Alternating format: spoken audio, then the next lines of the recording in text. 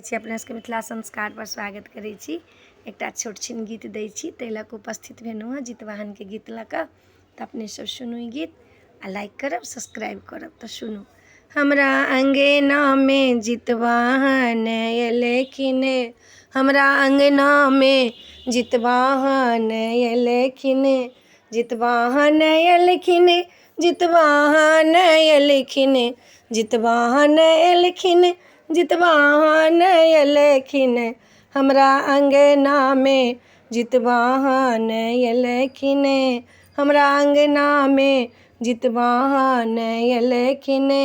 खरी तेल लऽ कऽ पैरो धोआएब, खरी तेल लऽ कऽ पैरो धोआएब, गंगा जलसँ, गंगा जलसँ स्नानो कराएब, गंगा जलसँ स्नानो कराएब।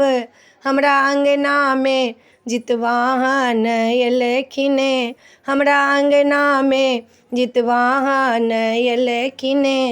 पीढ़ी पर हमें आसन लगाएब, पीढ़ी पर हमें आसन लगाएब, भाग सोहाग पुत्र फल मांगब, भाग सोहाग पुत्र फल मांगब। हमरा अंगना में जितवाहन एलखिन, हमरा अंगना में जितवाहन एलखिन।